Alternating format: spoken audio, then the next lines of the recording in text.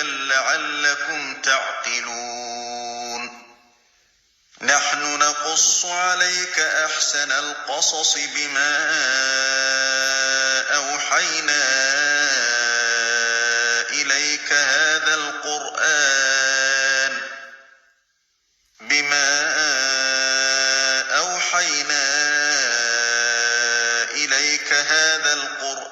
وإن كنت من قبله لمن الغافلين إذ قال يوسف لأبيه يا أبت إني رأيت 11 كوكبا والشمس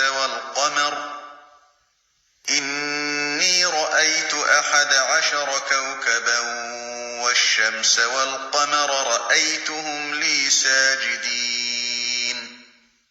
قال يا بني لا تقصص رؤياك على إخوتك فيكيدوا لك كيدا إن الشيطان للإنسان عدو مبين وكذلك يجتبيك ربك ويعلمك من تأويل الأحاديث ويتم نعمته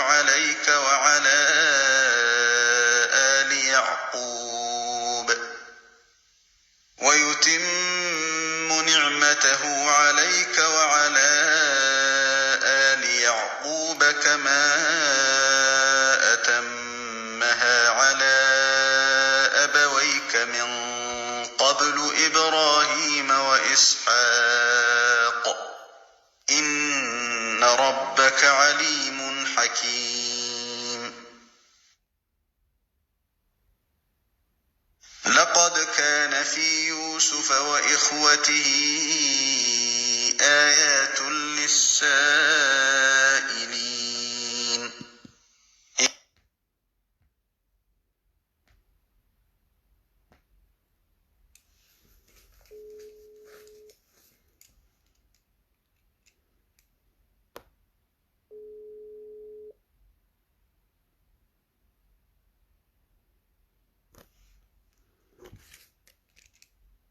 Chego.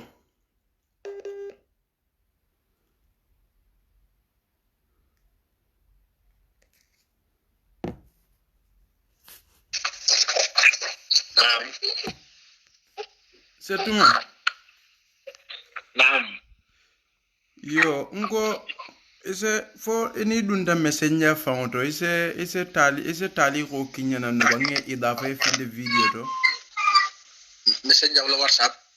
wala Facebook ibe dunna wolto na page to mbe live to jelo so ye tali ko kinandrom premier idafa ni call yata. Natali ko Facebook. A few fen je drom video to dun page to video nyum kambe live letting ye fen sa fe drom ngam ne idafa ngaji be ban fo bitan no man tanon setende WhatsApp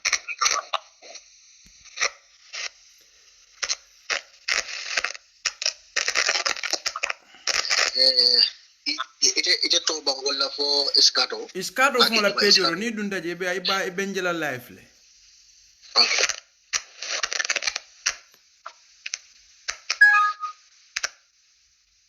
okay iskato ngeje lan okay fen sa fe ban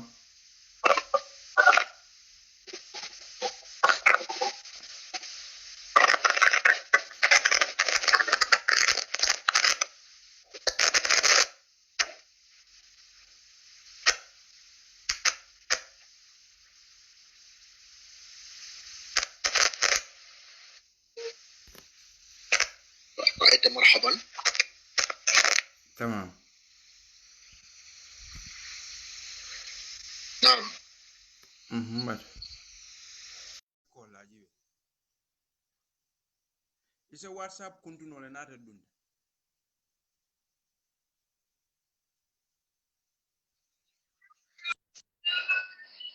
yo tamam sai WhatsApp yo Slide. أريد فيديو كول نعم ساي باللايف لمول بيجل ساي. الله المستعان. ليش يعني فاجأتني هكذا؟ لم تخبرني قبل.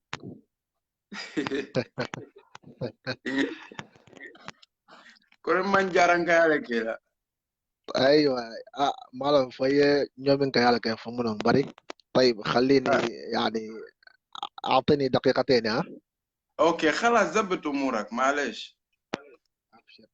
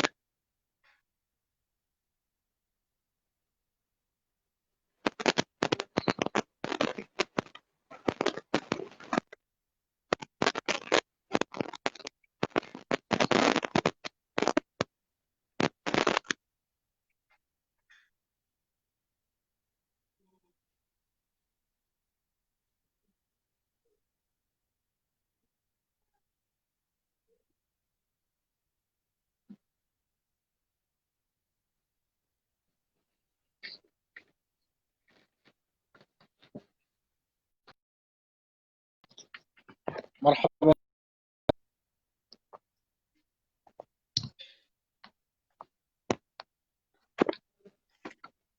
نعم سيغو. اوكي نعم الحمد شيخو. لله. جايز خلاص. بعد غياب طويل ولا ما.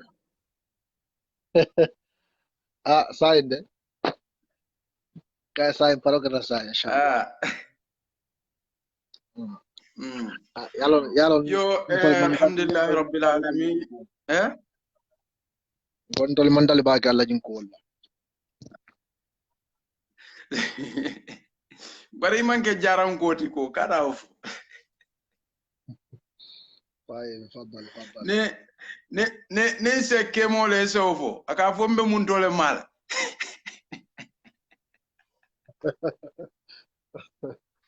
الله يستاهل. sego akola pe yo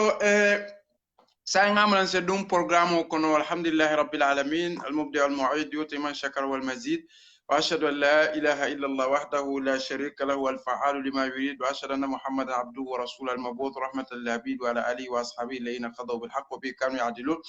mbe alatum lanna atinto ko lambe sallakila sallallahu alayhi wa sallam ate anala bunton kolmu mebe anala saibul alayna qadaw bil haqq bi kanu ya'dilun minuta ka kidi to nyaka woto nyaka ne tata kila kidi kundumin sabata kitabo nin kila fon sunno sallallahu alayhi wa sallam o ko lamba fa rabbi shrah li sadri wa yassir li amri wahlul 'uqdatam min lisani yafqahu qawli yom badingol coming e ngadar so nyin tanu nyamin aninga molla hidi nyamin fanan كرموما فما مبافلا فلون قم للمعلم وفي تبديل كاد المعلم أن يكون رسولا من كده نسيكوتي ولولا كانونتي با مو كندو كندبه وغامبيا بانكو كان فوتي جي كارولا بيكا دواي من كده شيخ حتا بوجانتي komi min sambana la qissatu nu kaje ko wol munna salaf wolleti yo kata kolle ken na banko ka wolle multimi yalon ko manyan na kanyinela wolle multimi yalon ko nyanta ka wasuila watu wati wolle multimi yalon ko nyanta ka duwe watu wati nyinke ba ni modi atofu watu wati do nsafo ko rahimahullah alama ale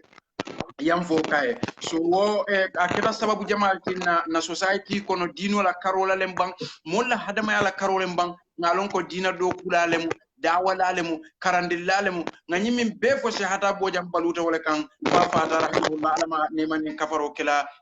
atonni karamo maniye mfamaniye mi yalon ko keta sababoleti kenningo nyin comme ni laftalo natron etba tariqatahum wa'rif haqiqatahum waqra wathiqatahum bil hubbi ya rajul so nga programme o damu tala kola comme nga mollahi dala nyamin bi gambia mo belem bi wo wala triji karo mo belem kana kanyin keba kala qissa kata ko min kala balwo kono misilma na wotiliji karola surtout gambia fo banko kam e fo gambia dandana banko la kana ka wasata moliye jang e pour moli kata nyinala wolle molti mi an ko la istri nyantula tatula keri hata boja wo hata boja wolle molti mi alon ko moli nyanta ke yake la brin karandilla lemba fo dawala lemba folondi nyinna lemba se hata boja mu moli misal balati wo karola komintol fonbe sediaring wo ko nyinna nyami moto ko konna moto balanno ko la dron fata marimo haqidol hasidolem amantra dina ko to wala man la fi dino so nkaramo mani mfamani nga programme tambini janne sinya fula nyon mi alon ko nga halakal samana biri atata karangola nyami murtani fa botna murtani fana ta gambia e biri ngana ta gambia fanan fo abenun ko mba boto do fa seyda ala wulu sate damin kida gunjurti fa kumasta ka karandro kumasje wo ko nyin tata nyamin e lota dami wala nyinti ko biring atondi fongo ya bonni karandro laje wala biring molmi alon ko fe ye wulta kama e ferocita kama pour wo ko nyin setinya pour ka hadama dingol wato wati dombe nyin ko min kono science wala keta nyin politique ko mi am ka diamo be siring siaring gambia woketa sabolti Sheikh Atabo jamanna tentendron karandola lato fo ko nyi tinyata no fa anata ta laban kata kenni miya kata ni ko society kono gambian tolle wuluta siman fisia siti surtout mo fa man fisia moti dami mbalon no la nyaadle ko sile fisiata siti wo mu kuleti alale wollo wo mu kuleti alal ka kiti wol no fisamante ya anim bunya anim woliya anim ko kuntol kam fan kumanda na society kono chartol le bola ale wolandi wobe qur'ano kono le misilma chartol le landi wala katimo hadama dingola yena kewto inshallah taala so wakama dron be mbadingol be nasiyala pour ngani sira bula e karmunyati nga fatala ngaje ko wokata fitnole ti jannentol ka wulu en karamo maning modol tema mi yalon ko ibe nyim politique ko leto alama alembe tankal wo kama ngalonne inal muluka idha dakhalu qaryatan afsaduha wa jalu aizzata ala adilla wa kadhalika yafalun wo ala fon le wo fo alquran ko na ka ku jamala sababu to nyim politiko molle katra ko may to la agende katra sularin kulela hadama dingol la dino la nyanto kutije na muamala kutije na ada ko ni na moya ko wol fon mantraje bari tol katte fon kunna ko le jama hanata mo bele be kuntla hanata sielle be dunnanyola hanata molle be nyokonna hanata molle te la filanyola wo manke la problème de so en sol tol sen hakilo to ko to bake kaje kon tol mu misil molleti kar findal kar koydal kar mu fulo kar mu jula kar man ko kar mu manjakol kar mu sero kar mu fenkolti man la fi wala lafta minna dron ngake innamal mu'minuna ikhwa ngake misil molti ngake mu'minolti ngake okhoti ngake baklim faklinti woda mayentol wasale pour nga nyomuta comme woya marobe nyami ani atondi fon ale o falkano ko nyam wala kila sallallahu alaihi wasallam ya samana atondi fon kila sallallahu alaihi wasallam ya samana hadiso to nyami so wakam madron be mbadingol fana janni seko bina e kamol ko mbadingol fana be akada ndambe yam fo danne ko kaje ko programme ni nya jama le mum na kon biringa sungaro tinta labon gonte programme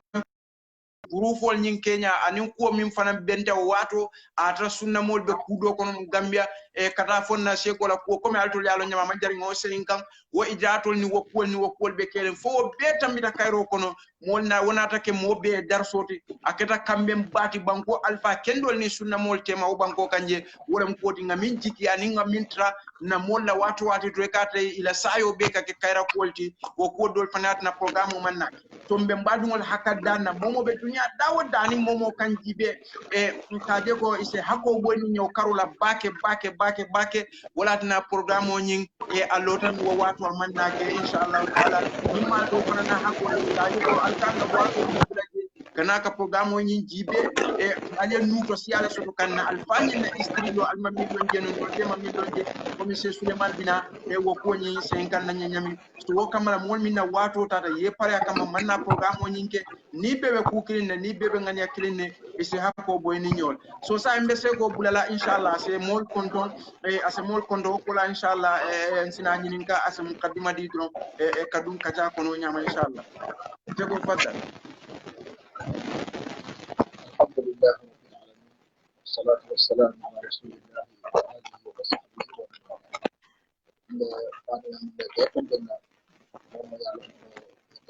زيد الصوت شويه صوت شوي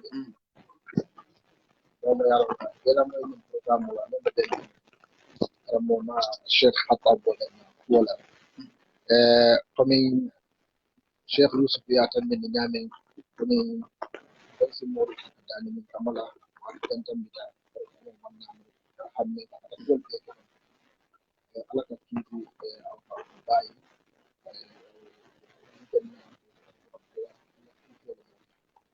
شيخ صوت شويه زيد صوت شويه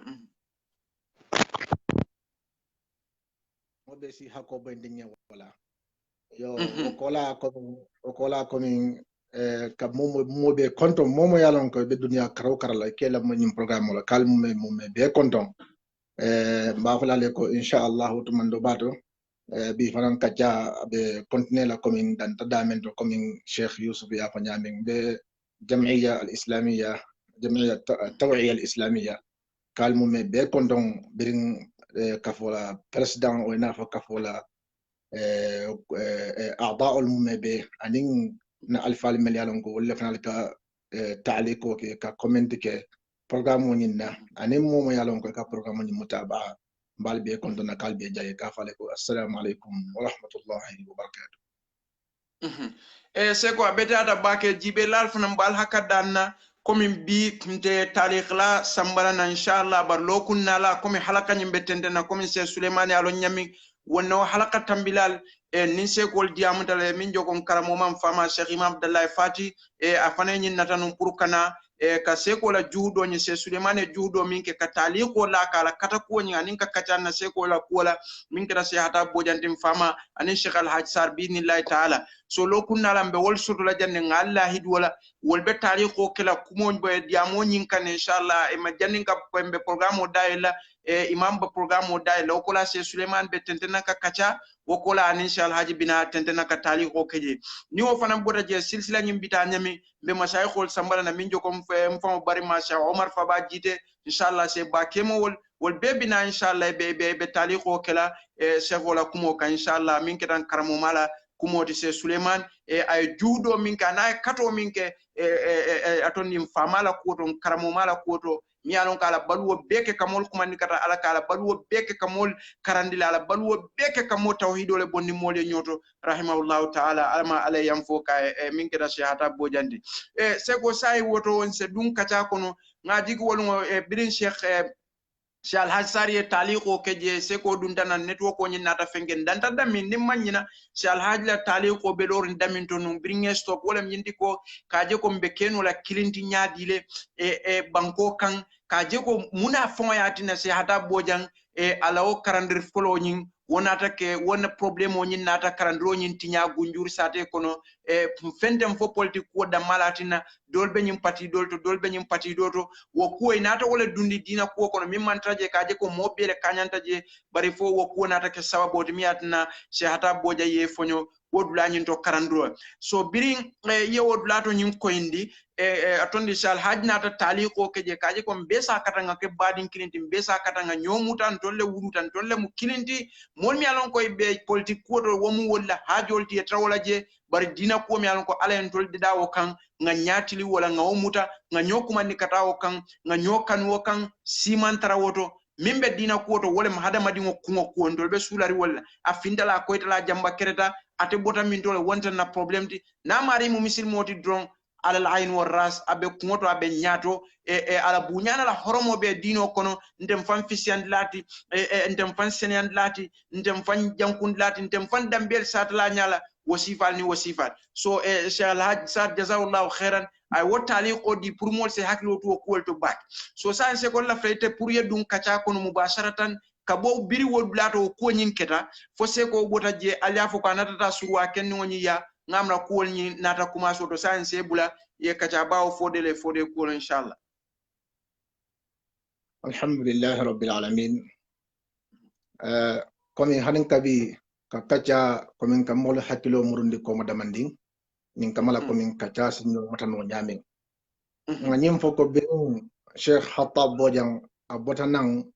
murtani anata ay karandiro kumasi tera kunda latir kunda yiringanya atir kunda jaman lato mialon ko 1960 ay karandiro kumasi woto abije fo 1962 62 le gunjurun kolu funding kyolu ate fan fulan wana kafunyolu wal nata na kafunyoma katano ma woto iko puru ay sawnan gunjuru pour kamala asi etel fan karandi asi dun karandi nyin kamala isulo bato bake yo adum bengalon ko komin altalla ay men fo kida wa andir ashiratak al aqrabin yo ka bo sera kunda komin kana gonjuru kana karandiro ke je bar boton ko momen nam moli kera tama e wolu kandinda kam e kera tama ya manene awakilta komin kana silang ayon naleke ay karandiro ko mas gonjuru 1962 atema mafanna ay karandiro ko mas gonjuru abakan a commencé bitiko do kono moli afu bitiko la ya commencé wala kono ko ni kava kebani ko fase ko bojam gonjuru jamem bi la jamem ni ala mara karola ma fam yalon ko bojam ko dabite a waje ameda inar na sawu bitiko flanjang do to me ka fu kew me ko keba me ko Muhammadu Kebe o fana mo businessman o to ko be jamona mara karola hanin kabi wala no kanje wo walaw bitiko isawunta woto ya kumas je fanam amunta je fananat na fa fola bang mol sia jawda patambita se khatabu ay mol tala si la saba nko dindinda mol wol kana sumanda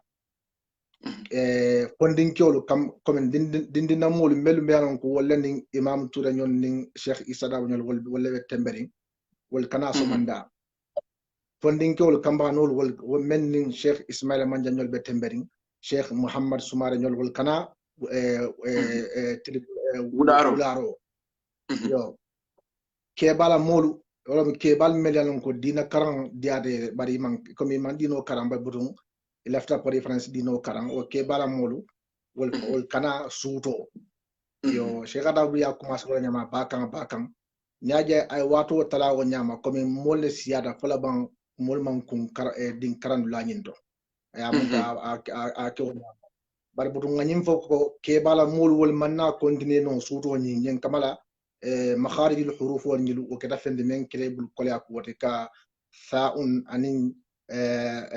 dhalun anin zayun anin shinun anin wa ta'un wa harafu al makharij al fonya o keda kebal bul kolya ko wote hatab dum man chakan wala nyen kamala hatab arab malamu o sablam ka karanke wonya atari mamma kharijo dada ata ma kumutano o sabla ke bal manna continue wo moli yole ta nyoko to fala ban wo ke bal la wato nyim banda bar botum fondin kewlo kamba no la wato wularo anin somanda dindon wo continue ta karan continue ta wala nyama fala ban mol sia jawta bunjurun ko natna je ko alinta kafla nyoma banga karamu kendo lo hatabe bang pour kamala silam wosi ke karambun fonde karambun jatot asi karandiro to woto yo wo karambun ko ni men kambentala ye wonnat na ke fonde mi alon ko ye karambun ni lo dinkirato mi alon ko e ka je ko mandi ko coopérative wala dol si je ko mandi ko cinéma do yo wala mu guduru jamu ay buluba ay mara karola siloni mi alon ko abota jamu balaje mara karola ke tilintili bola niyo silo muta tarafo nyato ifutata madalu la korda tembo fe wo doron ika silo kasoto silo ka fataje do kata buluba silo nyim buton waye buluba karo ni naje wo dinkira yin jelam cinemati anen fanan jele fadi o koma jele fanan mo cooperative ti ma fa ngina mo dinkira di wo ma fa ngina e karambun kendo ngin logol to atata fo class kono nani ye melloje bun kendo de otumo ete mira 1964 otumo mo membe sabatirin korketi bun kono Gambia o biata bake otumo 64 bar gunjurun goliye wakil alhamdulillah ye korketi bun kendo lo yaron ko betata yalo Sheikh Khatab yo bilato class kono nani bi hani bi ka karam mun je me karam mun mel yaron ko class o membe jaman tammi class flala man tammi class sabala bar ngilu 1964 otumo class kono nani ye wala lo wakende ma dum kilo wartal kende fa ye wala lo Khattab ay karandiro tumomen no banta tumomen na 64 weta 65 kan wotumo le karamboni banta butum ay karandiro ko masidi adunda ate mul kontanta ke bal kontanta din dum be kontante din talibol wol data wol fala bawo talibolu modol bol kono modol be ken wotumo karambun kono fa diara wolye dina e falla bun kono de bawo e falla bun mu nyak o mu korkede bun o fa damba kadi nondol kontande yo amunta ko wala keta o karambu yo lo nyamenna wotumo Gambia kono komin history la Kenya la Gambia kono wotumo tubabu karambu le be kere meli alon ko ibe lorin wo lo nyala bari arabu karambu membe lorin wo lo nyala wotumo Gambia o komin ninkumi ma wala wotumo ya jele arabu karambu be kere wotumo bari iman develop komin ko gunjuru ko lo yo say wo karam munye karam commence je molbe karam kan fo ya fo nyamen komin lokun nani konto ma maybe aman al muhim man siya karoti aman tambe karola lum killing Sheikh Khatab abe kilaso kono abe saferola mol nata kabonan sate ba kono kanano maje mol ngilu gunjurun ko lamuyti iko Sheikh Khatab yako sato alifalu walda kina ko isi molu bay karambunto molu melialon ko wallebe UP patioto ni ko UP patio wala mu Perinjay la patio ka fo lawto mo UP e kay ko molu melbe UP patioto e ko ye bay sade alifal ko ye bay sade alifal ni wala mu alifal de melialon ko wallebe o alifal wallebe PPP patioto wala mu jawar la patioto wala manso president fante jawar la patioto yo to momen na yo fo Sheikh Khatab akoy ko al ko ngi bay karambunto e kay ko ha e wala fanye Sheikh Khatab koy ko ntemu baynola adum fana ntemu balnola karana momen yalon ko ntemu baynola momen nata pour ka ala nyinin ka ala karan nto baynola ka bal karana ay arkan awadol foye atalla ka fo kila ko wala tatrud alladhina yad'una rabbahum bil ghadati wal ashi yuriduna wajha so ay tan la ko min ko nto kenola ngir kay ko alfali men bambandi ma wala mu ko PPP alfalu ko ni man ngir bay karambuni imma be ngir baylale wala karambun soron mu meke yaajo komin go ye melkina niyaaje fana nata ni wokuma kolewnu bawo ibe Sheikh Khatab lon Khatab molti mi alon komin adati je Khatab kaf menna komin molomati men tonya nabo kan dura banda abuka sila kotenke adun abuka mo fana faale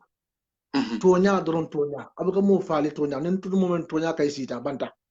Khatab buka mo nyako no jibe wona isike mum molti abuke nyako no jibe abo fulale kunte moto je yo wala sabu ko ndi mol ma fer ko ate mo bayla karam moto mu meke e kay ko ke bale ngel laaje ko ni man son karam mu be soronna bawo tele karam mo ngillo oto sa mele karam mu ba soronna ata bu kate mo bayla karam moto abe mo bele karandila yo wodulato mel nata ye modol chodije e ka fay ko nyim mo karin nyimbe UP inna alfal be UP patriot yanda ko men nyim bay ani nyim mo kare ani nyimmo kare ye mo dantane chodaje yo mo me chodaje ngafo ko abol kono keba bi tan keba do be gonjol bi keba ni ka fa ko bala sanyang bi tan keba la modi bari wotu mo dum dum hata do tal bolo mat o yo sanyang kunnan ko ya chodi kay ko nyim fanam mu na alfal be UP patriote ñan ta bay wona ñoom dam kate bayla birin tu momen dia mo kolyata tu momen na ni mol me ye kinan fon den tol ni me ye mer kinan alfal ye mol mel kinan ina rafa hata be ko min ko auto banda auto karambu be soronnal wonyale butu ya dindon bay karambun ko dindon bay ka haya sha alwul al fondi e mol fondi karambun ko wonyale butu dindon wulta hata bu fan fanam natna wuli ako dindon ko al black bodol bondi comme fon mi alon ko ati sambana ko ali bondi karambun comme hata bu ni fon men nat ko ali bondi uma total yeah talum to melti ay wol ta karambun kono ani fundi hata bu yo fundo le ke karambun kono abe muru kan comme ka sate ba kono wali yo sinama yalo ngafo comme sinama ni fatata je comme sila fato bije do kata buluba do kata marala mara karo nyin buluba karo nyin karamu yalo wolto bare mara karo la ko do bije mi yalo comme wo dula nyin to ke ba tarsa je wa furola aka tiya wa fo ke jani men no mun aka tiyo sam molma anin fento mal ke sam molma ke wa o ke ba ni ka fa ko pandaraw jox surwa ke bala mun o surwa ke ba ni hata bitaka na talibolu bitaka aka ko mun kata aku man na ka ko mun kata hata ka ko sate moliyam bay ila karam bundole ko buta ko kenya de ke ba ni o surwa ke ba ni o kay ko min ko aka ko sas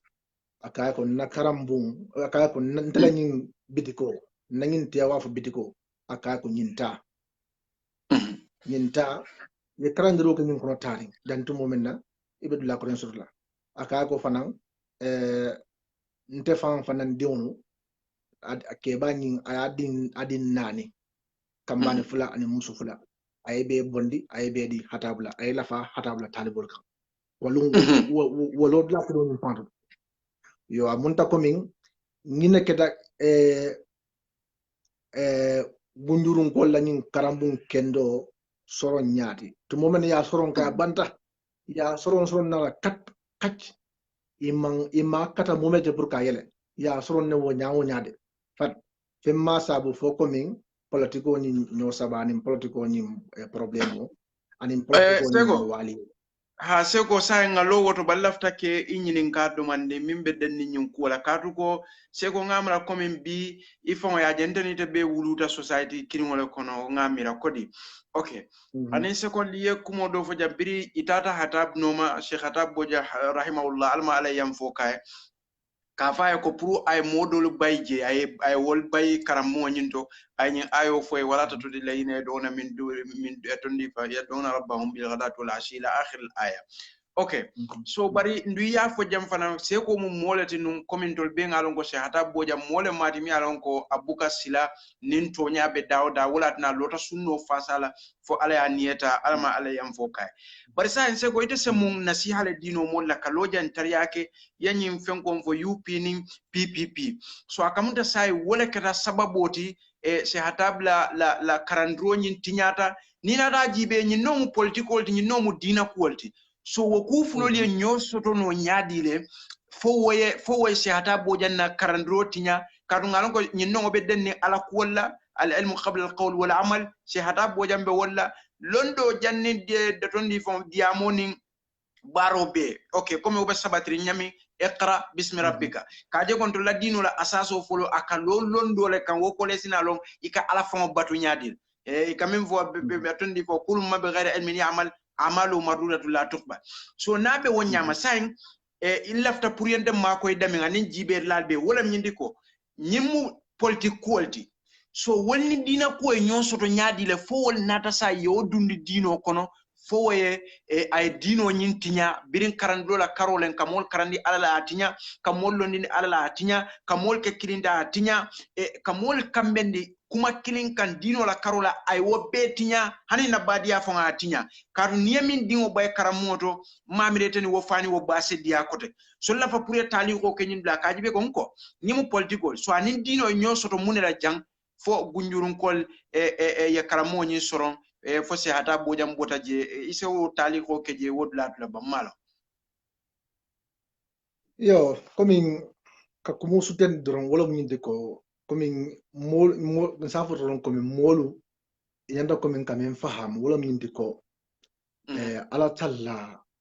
talla to momen na ay molu natin ngin banko kan ay keje khalifo ledu adum fanan ko ngammo soto mi alon komin abe maralanna yo momi alon ko abe maralan tolla wo moñin o kata modi mi alon komin hakkol ben natema adum hakkol ba atala hakkol ben tol kanno ntol fanan la hakkol ba ta kan yo nim mutu manding wo mari ni mem maratan tolla wo mari tumotu manding atebe ntolu hakko tamandi kan so ntol fanan to komin ko bulata noma nin tumotu manding aman hakkol tamandi sa ya marnole puru ay yaadi na hakkol milu ay tamande komin ala kanin ay abulu nyamen bawo alatallate fan ako ntolu alatallate ate fan ako molu hakko bate fan fanan kanne komin ate ala hakko be mol kan nyamen abol nyama fanan maral law maral da mol hakko be kanne komin te fanan hakko be mol kan nyamen yaba budun komin tubabol la ado nyim marlo karola ye nyin natindi komin ko momo si banko nyin no yo o sabla komin ko wala sabu komin na nyim bankol kan islamu marlo man tarje bar tubabo la mara silo le bije wala sabu fanan komi kaje komin ko ka fo nginam president o president kilum fa silo fanan afo komin ko luwa mu yedo komin ko nimme fan lafta komin ka president ngini isa ngini butu ka o ko melike o ka sabu komin ko man sabije bar modo fanan mi je mi alon ko fanan be man sa ngini nan tumoto man carte fa wasita butu mol men kata problème wala ko minde ko men ko mol man hakil ma tamande nyum ko kono janda ko men ka men faham wala ko men mansa men mansa yala ani men fanam ba ngilin kan wol mo fulolu ikatar ko men ko problème o mantal wol tema hannim problème fan be tema bari ibu kaytan ni molla e ka ma wala yo so mol nyata ko men ko ngaw hakil ma ya ko ndeli fanalu hanni atar ko min ko ite mari ko silang bawo bangola luwa bole nyama nintumo tumanding atol be talari wo nyama isaje ko min korda kilon kono mobije melan ka be nyim pati kari mo fana mije melan ka be pati doto wol janda ko min haklima men tamande wolom nyinde i nyanta ko min kalon ko nyimmu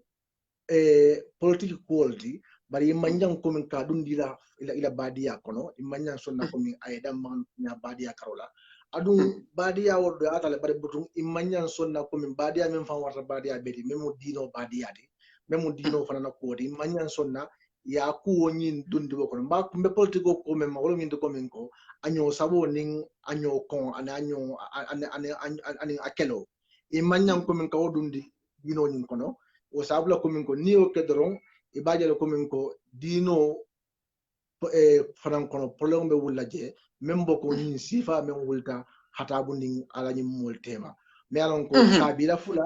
kabila fula walla ko min ma fan dolu karaba o mol fembabe jawara sopodi kan karandi o mol femba tarta perin jay sopodi kan wo sabla ko min bawo karaba la siyata nim fana wala fana fenketa wo sabla ko min wolye tembo use ka tande ko men ko kanyin don la modo bali ila mol men yalon ko be mo support kan elemental men support kan amanda ko mi politico ko wota ya dundi pour ko min ka ko min ka politico nyo sabota ka samba handino karola wala badia karola waya sabo ko min ko akada fendi mi yalon ko sabodi kanyin karambum kendo me yalon ko atele nyanta ko min ka ke nata dum imati nyanu alim van alaman kiti karamungi nati nyanu musa fo wo mu karambu nyalon ko min karambu folo mi yalon ko min alota lo nyala mi yalon ko min alo nyani garantita wato mi yalon ko min gambia kono wotumo arabu karambunu e mantari loring wo lo nya dum fane mantari ke kunding wo ke kun nyala ko min karambu ni atar ko min man karambu tinyano altalla kitiyo sabula ani altalla ya kurke men kama atale alon la yusalu amma yaf'al wa hum yusalun komi katar komin ko min karambu nin akondineta nu ibatar la komin ko biiteng bunjuru atale nyanta komin kake gambia la dino karandula markazo be waramati center be waramati barbo ni manya menke ko kete sababodi fo hanfo altal o kede sababodi altal kitiyo kama o kede sababodi ko hanfo o kolu ani wonata kolu e mandana timmano oto mosi men fo doron jang wolo min to ko si hakilo to ko bawo na bankol kam politiko abegin kenya la maje oto sin hakilo to ko min na badi yalto anin na dino karola nga hakilo to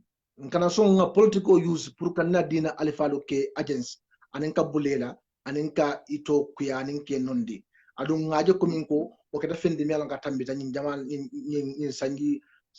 fula tambila nyin sangi sabatambila ngaje ko min ko mol so to banko kam meli alon ko dina alifalo ike agents anin ka bulela ke tinyanin ke nondi femma sabu fo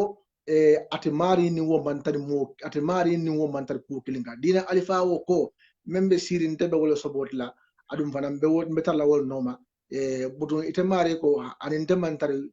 ite kamen sobot demantari won noma tebe do ko tan noma budu waya sabu hanni ite man dina alifa ni malo man ko jomala wala ko bari kasi ikatumi ko la mel yalon ka men ama bulding asillo kono ama kalam tafang ka ko la kan lala danko doron ka to non di mole femmo sabo fo ite yaaje ko min ko ite yaaje ko o kam mole fasa me yalon ko mi ite man taro fasa ka o misalo kilo wala keta gondirun ko la ngin dinkirato wala keta sababoti la ngin karambum bala ngin tinya o don sin hakilo do bundal ba na dino karola na badia karola sabo dulle ke fonga faake sababoti kanna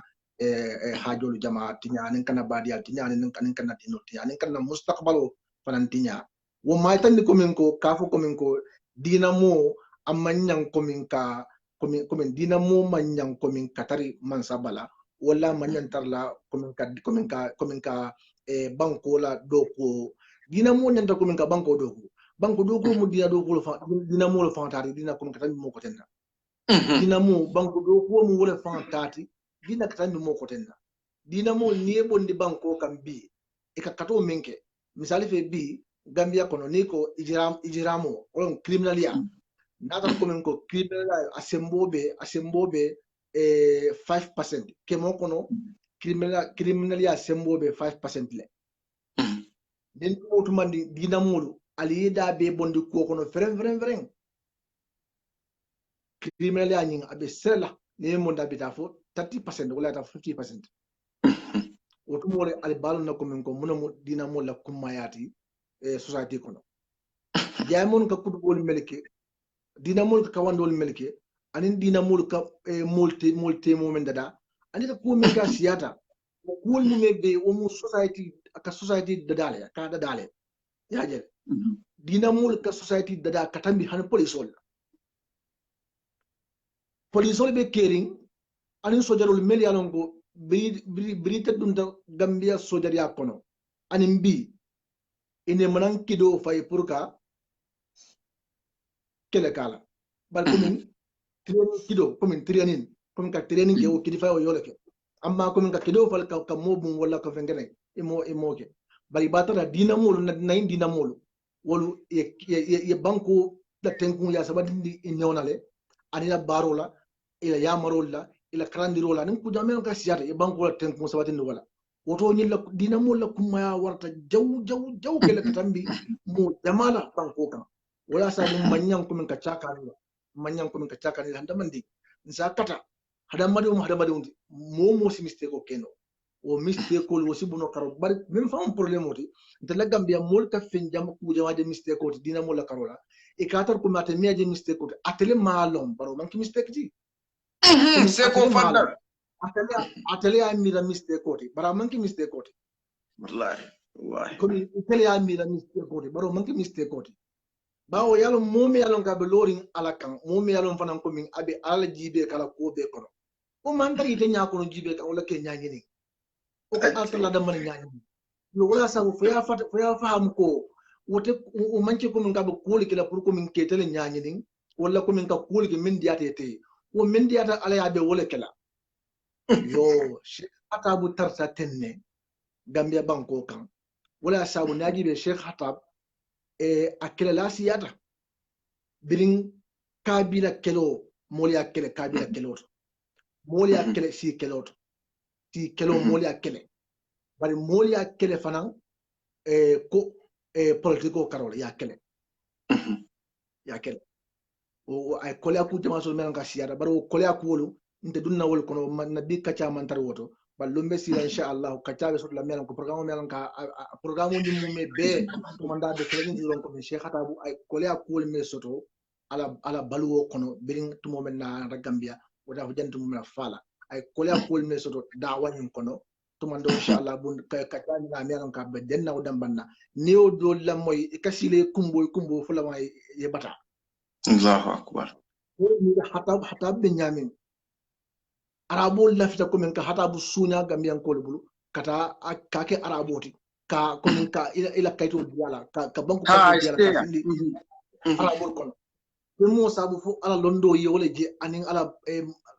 ko min ala londo ye wala je yajel e ka fa ko docteur atar ko min amon fil amon hani master degree amon tarabul bari ka fa doctor e ka fa doctor femo sabu fo wol sonta londola komin Hatabul sonta arabul sonta Hatabla londola bari Gambia nkolu iman son Hatabla londola wati menna anate kan ni wonte gunjurun kolu fan dambanna min sike masibote tumo menna itela folo itela bang ila sate dion i wulu nyo isi nyo wayna alkan ani min nema ba nin kayra ba melon ko wotumo anyon Gambia kono amo Hatabu nyon Gambia kono wotumo ni kata kering nin kata kering be wuli ale fola ko safo no ko ya wotumo Gambia kono waaw ala karanya ni mo jamal la karanya farata wotumo majlis ka wala be hewri bari Hatabu be lakan bari amandan wala Hatabu akata moti melon ko min ay karanke men bulu wolle fanu silanta nya sego mbe kuma kilim pole comme pour moli pour gunjur ni Gambia be ni ko gunjur mantar bi gunjur ko ma gunjur mbola ma mantar bi gunjur ma ndefa mu gunjur ko ndefa mu gunjur ko say ndefa mu gunjur ko ba na korda bi jele nga karanke jele bi dinding ko wala ko bi han bi jele masha Allah karang wole ndega na Saudi jang wole mbondo kunjuru ndebota kunjuru la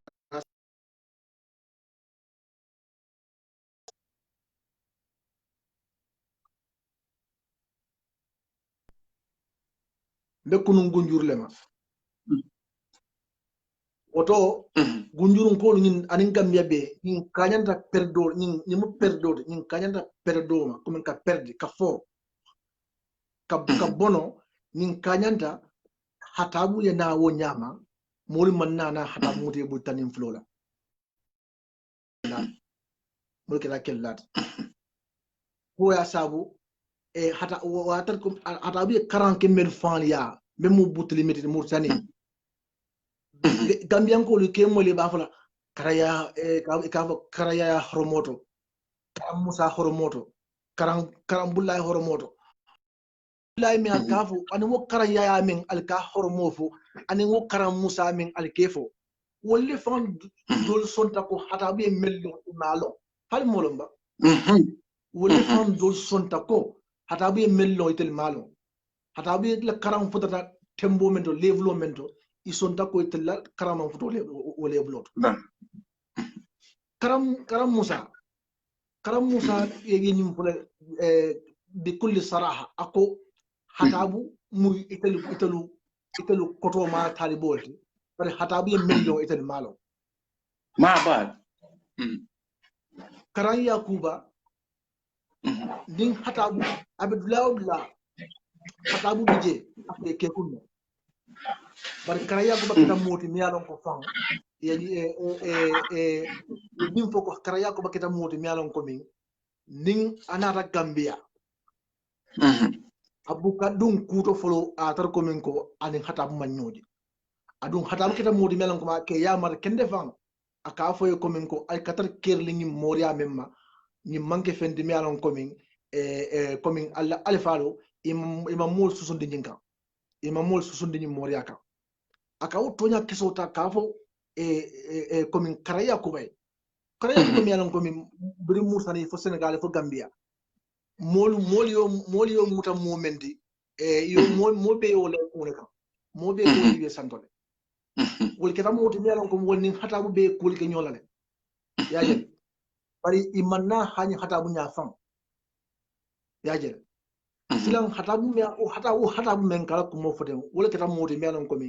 anata fana muliya bari ya tuje Allahu akbar sego ye nukta kilim foja wo muhimta bakele katu do ka fonyi na be mansakunda do wala birinyenti RRC kuol be kering akonye ko segol de me sammanam folo de kanenyi nga ka fo sunyarol ni fengo ndum maji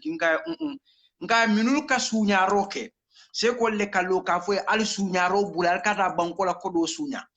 nka mol be jemi ko sufi le muyti wolle ke mako ka fo ko al nga sunyaro ke nga nyinti RRC bita fa bang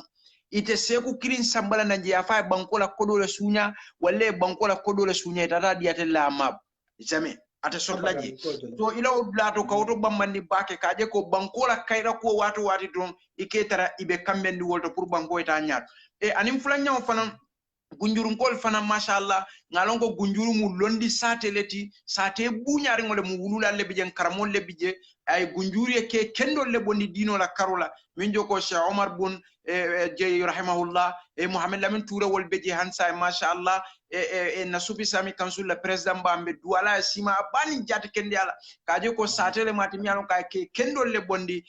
wo sate kono je so nyinul mi alon ko comme c'est ko ka foten amanke ko be mol ngay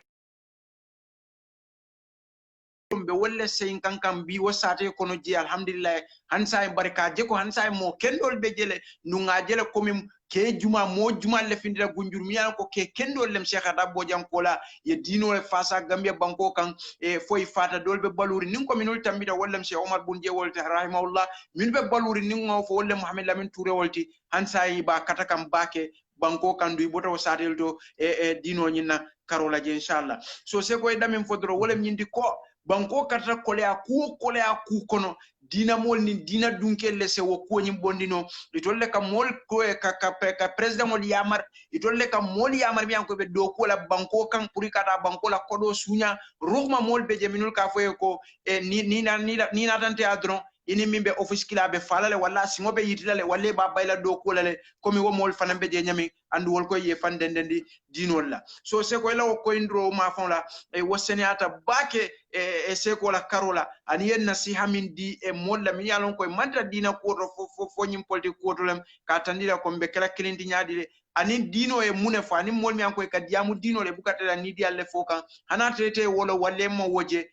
wonta na problème o ñin bar ni aje ka fo mol ye dron ka je ko ñinam sarion te comme c'est ko ya fo ñami wol ka ala la fo le ñini ji so ni dama la fi wala bu ko kalamuta wo kumo o diata ñabak halu marra o sa c'est ko c'est bula pour yetende lota damin birin surwa kenni ngo ñin kay kon tebe nañi mangasino ñin wala nañi bitiko ñin se wodila e setenten ka karandro keji jamil birin tumo men no kita Cheikh atar ko an yobe ko yarim bake amunda ko min kila men fodron allahumma ighfir li qaumi fa innahum la ya'lamun amunda ko min hatabu fanan o sifale kita amala mo muta kula aje ko min lombali alom anim fanan ko min setan be feñoma o sabula asabarka tumo min surwa kyo kay ko min ko nabiji ko ta o kuwa kontan bake ay ala tendu kan ay keba nyim fanan jay anata nafa dindiwne ko ali ñim black bodol ning fewnu siranu ali dundi ñim bitiko ñum kono butu wo bitiko ñim wol natna falin silan komin kake shegata bla karambundi silan 1965 hata bo bitiko le kono wo surwa ko le bitiko kono 65 wo 65 ñim fanan wota 66 radio Gambia yata do ko laje hata bulum kalandilla foloti seko arabu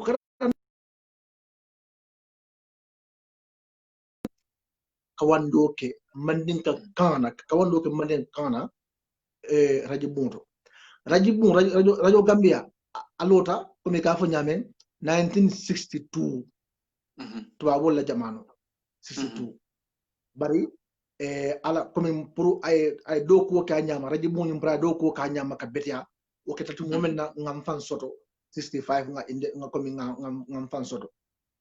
wo 66 ma fanna otumo ya je komin ko pour komin ka mol soto mel yalon komin ibe kari diamu la mole dino fran karola ya jere wo nyabuto hatabu tombon karo nyinna ya jere hatabu silan abe gunjuru aka karandiro ke ala ngin karam moninto ni suwa ke la ngin bitiko kono 65 66 alim fana kata radio Gambia fana le juma kata karandiro la je kata kawando la je kamol tawhiya islam wonin kono berin wotumo hatab ajo abe sira be mirakam comme ay kolya comme hansa nam mashru' ta'limi na projet ko ni comme karandiro projet ko ni mba develop la nyaadi le hanin kabi anin dawa develop nyame ajo comme ko hanin kabi mbada ay ferol la pour comme ka tano ka fundino to kum fanan kata arab bankol kan mel yalan ko mel ni mu tari fana man killing pour min kabala comme kata funti jaman labang karan silol kam bake comme ka ku jama lonje amunta wala dinatna abol o préparer la abe karandiro la akata radio Gambia abo nyaale fo 1968 alatallah hatab makoy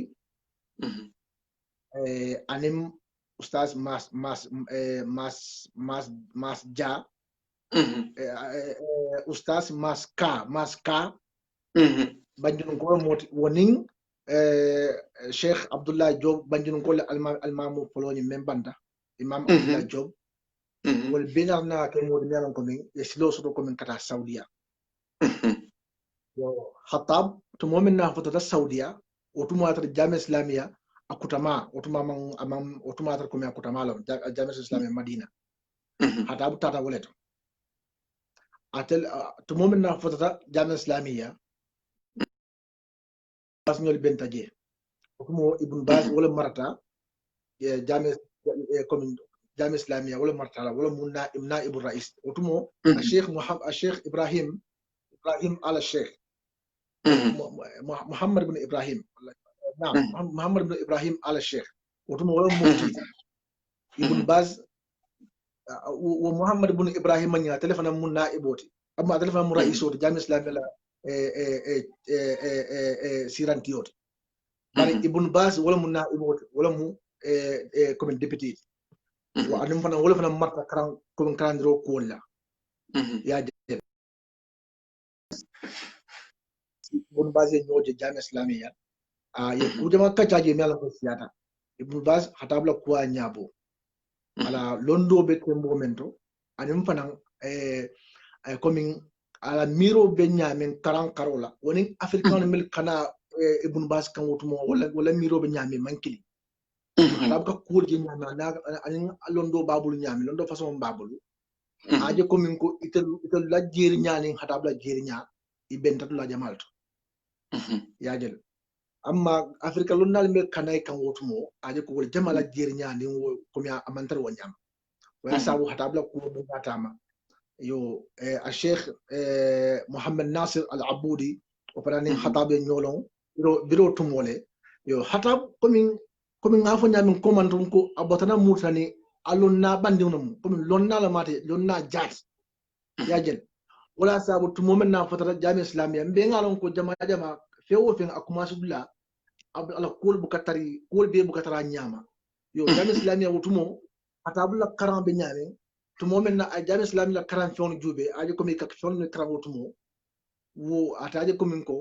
komin avec la komin comme 50 dirolom 50 yo 50 dirolom kila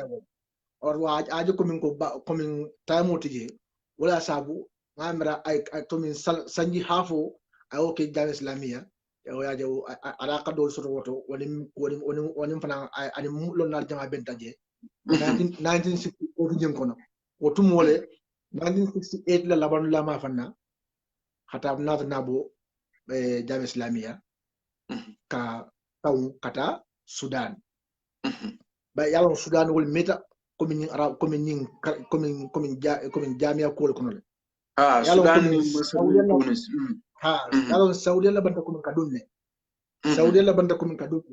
amma Misra ni Sudan wol meta ko ani Tunis wala meta ya yo al Tunis zaytuna yo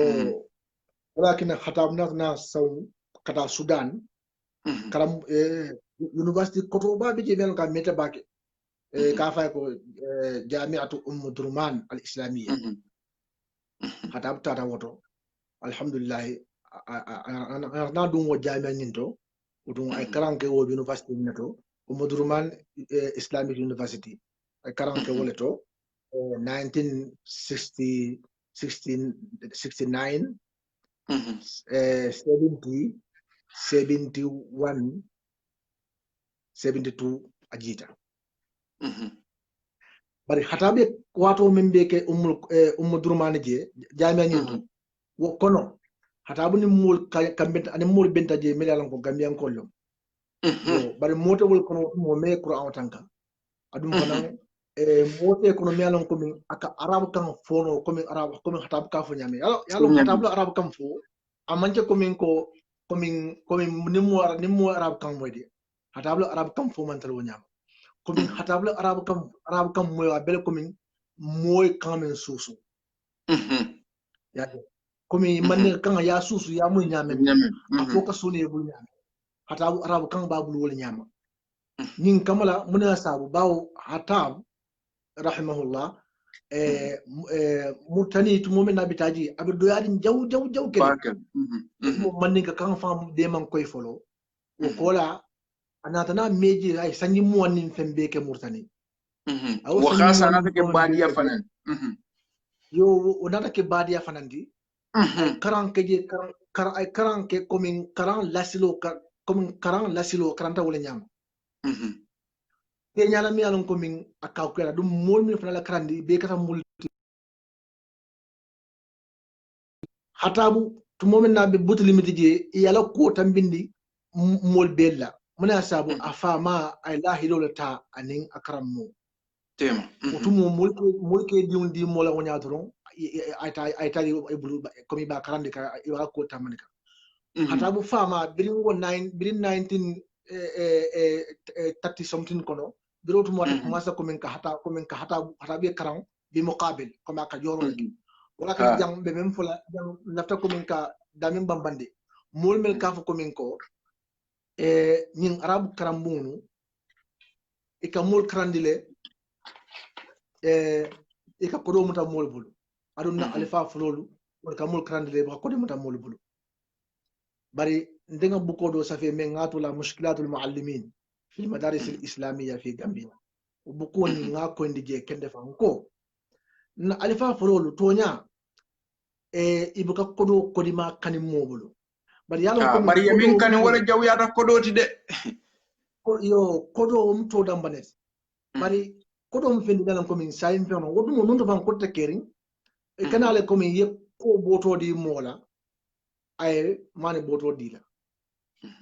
e kanale yep bolin di mola ay ko jaro dila ko min mulka feno falin ka famule so kodo fendi dalan ko sayim fende moti yo ko min alfa frol tarda e ka men golum tawido kake tawido ibe diun dila ye diun karandi bari bi muqabili diun fram betara do ko keke ne o do ko men diwnin kake wala mal karam mun joti ndanda ko nga jele faham no sego katam do ko men ke kan wala mal karam mun joti ba hata bu fanan tumo men na karana mutani ab karan kanje afama sawusan aka kolo men ki comme pauno be kerim pauno silim pauno aka men ki mutani aka hata bu karam moye niya falim bi melia ko ni lomba ke men fonye ko niya falim bi abitala fo dala so wuli keme sawusan wala ki Sego mela kumo kundu yalo ne sufiel le kaofo comme puru nga fo jumal le kafo ko muna nani segol ka mol karandi kejo ido sufiel min ko fo idol kata bungono mol kane tolya e ala la duwa mi an ka jabi mol ye tol ka wasam molya e ka fo ni kana la stakaro le ko di jole ke jesay ndeka ye fo fo ko ya nole andu ibe jola ndeka wole fo mol ye kamin fo ya no sa for example comme hakilo la karol so akamunda mol ala nyanta ka duwa min jabi molye ala ka fo duni astajib lakum inna la yastakbiruna ibada sarfuna jahannama dakhili ala konna jongla lindani ngali so foy bu wonde so wondani ngali so sai tolle dunda mol ni ala tema moli ka duwa sai tolle bur mol ka kodo di tolla duma sai ala ka o jabi sandu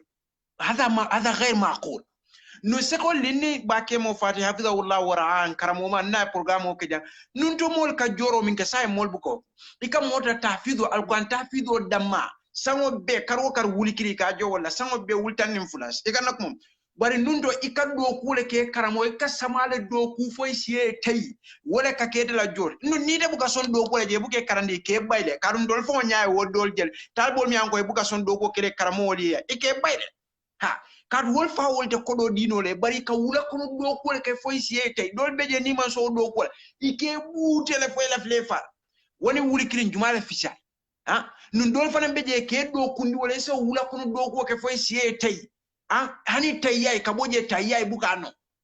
ni se ko la programme afujan han salatu ala nabi bukano aya foko ke bado tara dingo jibe karandula bila futata je e akaramo ka fayo ko ngabe le karidin karing sai na wadano ke mol ka kontan dingo wafati je kata dingo beje sanji jel atemam fenno fo wadano min fom wadano abuko ke kun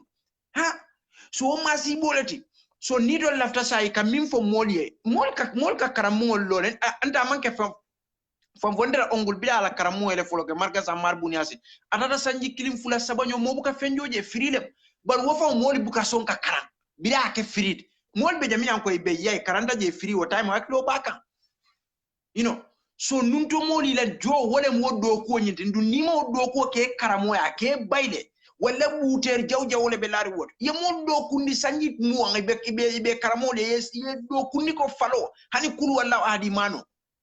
bi mo kata karanda may ka foko ni man fengo di ndum ni laftela nafika ya lonna to aw karanku en ta jele femford ba wo tol fon kala file comme moye classista wala mo fon tay ka jo special ka karandi e ka jo gambia ko do wuli tan wuli lu mo kun kilin ba wakati wa karon bari problem te woto de wakati wa karon kan ye wuri keme joje problem te je hada nifaq taba sufiyina hada nifaq taba ni lafta nafika jela egyptian kan fo ayna bil mubashir khalik ma sufiyin munem inene tajere wuli ko kulol munana wal ka joro bari dingol famo beje ikaw kodi ba bondi wol kunna fola bangoy ka stijol ta wol special mi alon ko hani wol jida karamode kanayi ike karandi ke jo wuli tan inene tajere yow fo la problème o be munem kila la sunno ala lañu alqur'ano kata kara ila problème o be munem arabu skulo mol kata taje pour mol yene la fanyale fo mol ye ikatapale yale ke ka fanyale fo ka mol le do ku nyimi be foten teninte wodda male muy la gadaro ila garadol so bari le comme ndaka je fon ila dinni won mi an koy wulte kanyum kuma si bal foten wol ma dunya ki wala khal yasma nyama to kata diam ka hakil mal ba la moy ka afaita fa famay wala la mol mi be so ila dinni wol mi be to skulo de ta english school ya ko enko na mol mi be jan karam won ne buka jo inene tajele yaf ila problemo bedron ala nin kila yalo ufo ni lafta nafika hada huwa tanaqud ikaje ka wuli tambo ni mo ko nabi ka be english school problem teji arab karamo be mo sambala usaso ya wuli kili wala kamelul na fo nyunul ka be nyu usaso la ko siata ndefono en karano ata ala sa it la misilma ya kef ite fon ye fan kontibo la ye fan nyinin ka wala ba you know so se go nyin blato fo ye woto koy ndi lafta ye tali ko ke jela kaje ko ila nyin dinol mi an koy ka wa teninte kuma jama ika kol fo yalo hada madi ka ko do fo ate fon hakilo la al hakilo yarama mfuta woto malo fe kam kuma hakilo man futa je bara akanata dalal draya fo inen sajira ya fo tuwa school mol ma fereng nda ta mi alon ko mi e karandi alala wala junyanda sala mi e karandi dunya ko kenso kadu ma khalaqtul jinna wal insa illa liya'budun bar hani la problème o tewto ila problème o munti pour ita ka nyimmin fo janyi sunno ni kitabo ni fenko pour o kata fo ndu munat nafana ni soufeli tolka ala ka du'a min jabi mole tolka o songo muta mol bulu banko kay ka o jo muta mol bulu kaje ko tolle ka jabi se ko fadda ka ko yada comme abaraka baka Cheikh Yusuf dulaji men ko ni tanje kuma ta baka je mo fendi mi alon comme mbe nyanda comme ka je hakiltu tonya nyo kutolo be ke mbe nyo kuta kanne manyang comme ka nyo kuta alin kana nyo kuta ngana nyo ketu fana ngana nyo nene fana yalon ndenga nabuko ni hanbi mbato fala مشكلات المعلمين في المدارس الإسلامية في غامبيا من بوكو تباك مولية من أي سولة غامبيا بام يو كمن عرب كرام بول إذا كلها كولو إلى مشكلة إلى كلها كولو نديا متى لجي كنده يو غنيم كوي نجي كو مول بكر مليارن كو إكافكو كمن عرب كمن ustaso man ko manyang ko men ka jomu da pour ko men ka mod londi atallala ka wala jo bawo ko men ka fo ko men ko men ka mul karandi atallala o fanan ko men ka jomu da wota bar say même problème wol ko be misal kilne bu sala jan seko ala to tan ka dula bawo nte Quran tan ko kele gunjur o ko la fanan ngakandro fanan ke gunjur ngalo no komi at kontan ko dula ustasol ka bata menke somanda suba juno talang saba Gambia wato talang saba ustaso e wuli ay idiun kuning ay samba jamon ko nan yesi suba juno talang saba suba wala talang nan otumo ite alifa e bilari ya bunkono ila laramba kan inila muso ini be tankunding idi umbe alqur'ano karannaw suta ba won nemo nyin o barajo de woni mbala kuya sai na mbala kuya ku kendo me ba kekan o barajo bita jumale o barajo bita kan jumale ba ma mbala kuya o to ite alifa me ya bulara idabo o barajo ni dabi je sai ite lari ila larankan ibe sinoring idi umbe barajo sanji kese jolon ne kan bilari laranka be ibul mamma simma femma sabu foye de woni men samba kahfi jodo tankar dula ustaso ya kuman ya kuni suta babe karankan o karanyi barajo ite bo sotaka ustaso be sirim di non kunda wonya abebe kanta kan fo fano fo suba sita e suba sali wati do bije ite alifa wado biye ke dale fotilo bo iba suba fam kalamuta idinwe suba sali awatola suba ko la idinwe si ay karam ay continue karana utumo ite ntumo meneta alfa ite fawulita iko la muso ko fatu nada samule natile na kafele na mburole aw parandi adila yo domo sumanda utumo idinwe karan kan ite o do fe pare ye pare tumo menna ye wuli ye la motota wala saykulo wala la masimma ila do kudla wali o do kudla ni imma ila ofiso wala bitiko wala ila kandidula ye wulo sumanda ita do ko wala o do ko baki kam ne kama seko o do ko ni baki kam ne kama ngamara pure balu pote baki kam pure fenso de balu yo sai te bo do ko ke kam pure fenso de balu ina dimbale balu nyala men ni nyata ustaso be siri sumanda ustaso manta do ko la te manda do ko la ite bita kan ofiso men kono ustaso ni mantade idon kunna karamboto ta fi jota ba karandika e kajel aje ko nga hakki ma nga jube abe diw karandika sai ite sidi office ko no ibe do ko la butun lolu wonya ite do ko mete kake kabu misali be kabu 8 wala 9 weta 4 8 weta 4 iko damban doku bainama usaso nyon wala doku time ko mata birin suto 3 a continueta fo safo kola suto 10 ma fanna sa Yusuf nyin usaso la doku wato woni ite fame abe dion karandi kan ite la doku wato dumale wato siata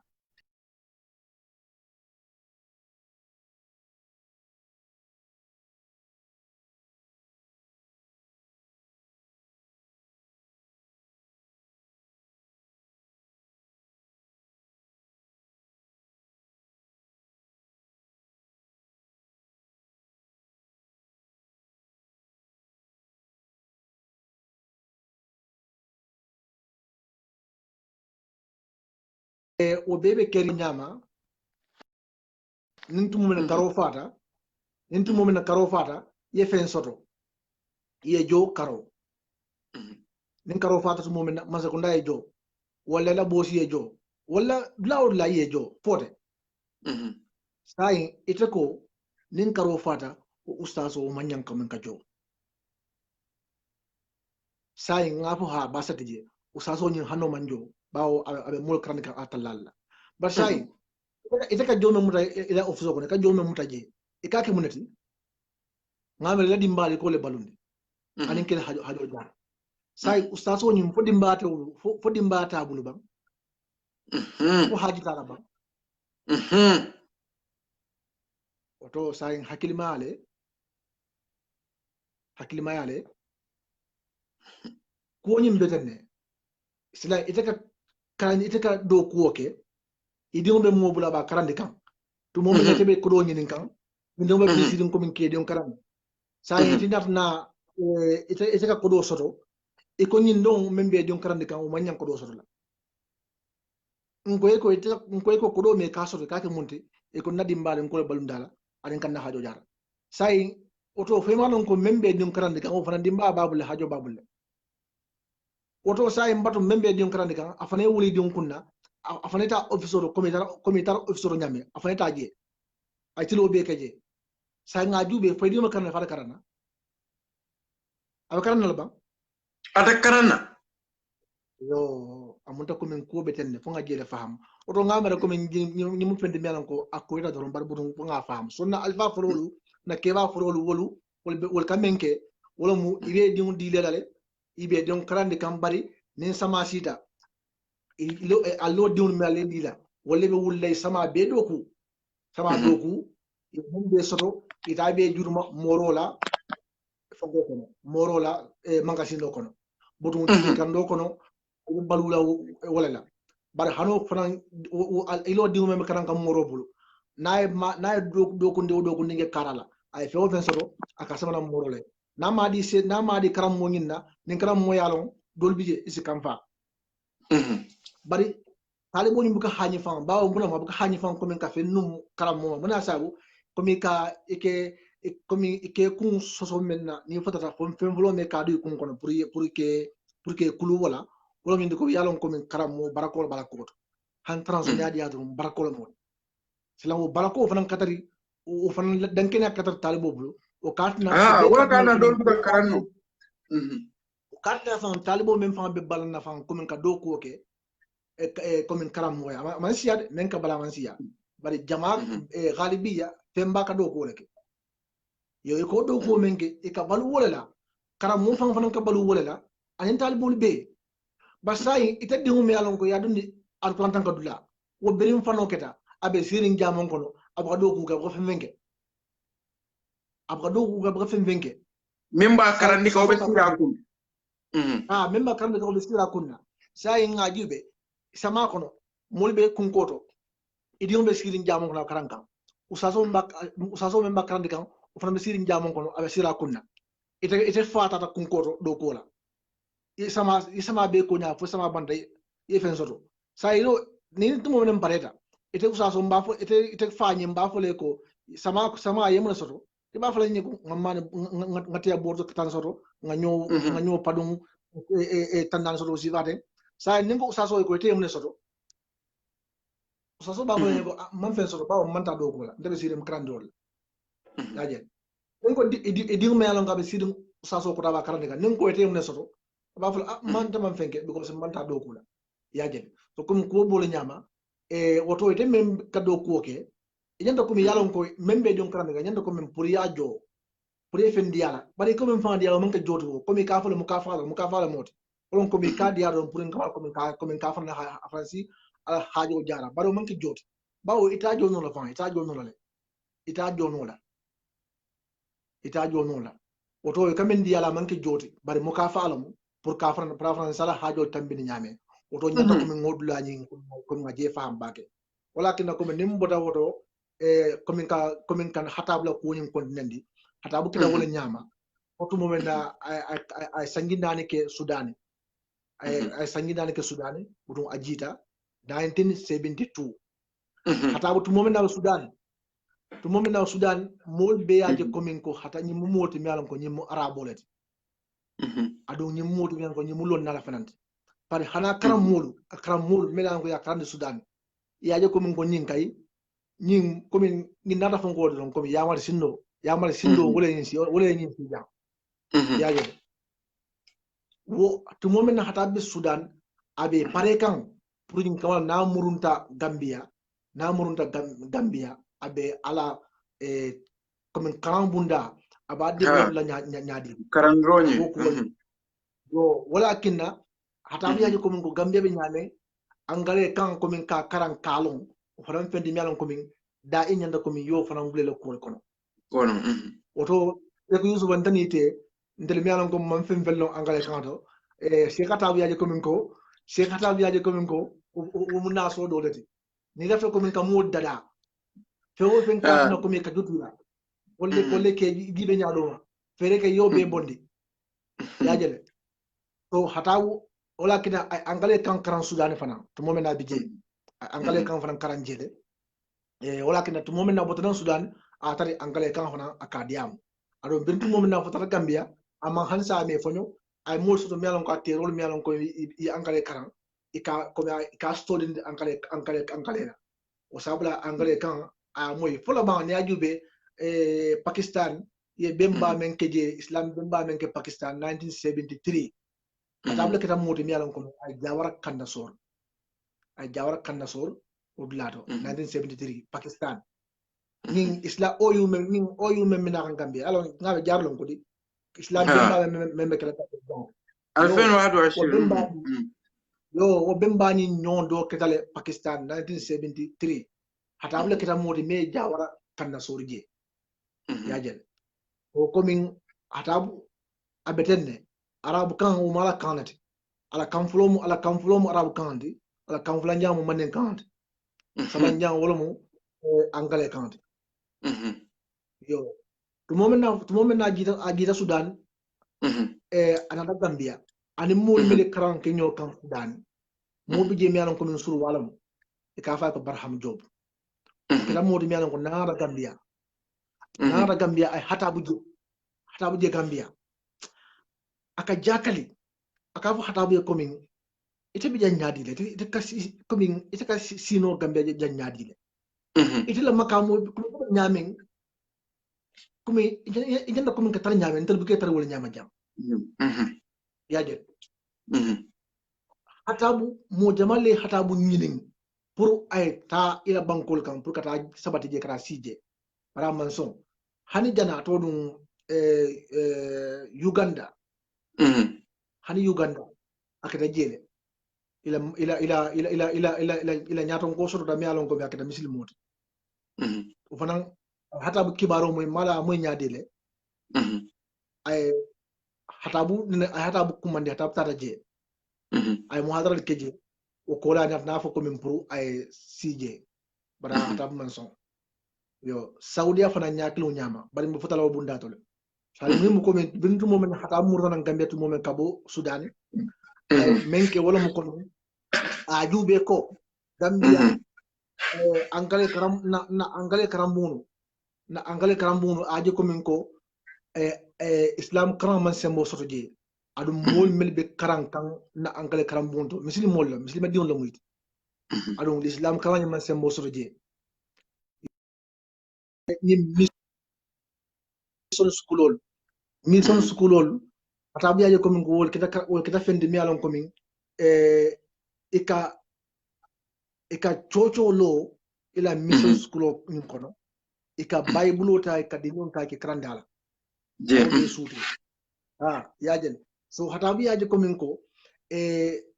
na banko diwnu nimman kekun nim momo to bab karanke ni mem mondin 75% of be kanta yele market ayke katolikoti walla hanni man yele ma bar budum muslimi to damana be tarde kunna bare muslimi a wote kila fenti imaji wala asabu se ko be kumbe kullo kilim fole jam ne cross bake Gambia tabla jamano otumo melbe do ko ma sekunda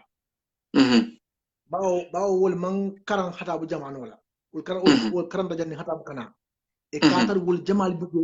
l'islam ko nyin imam bambato munakina bawo be karan kan tumo men karam bunto otumo l'islam karan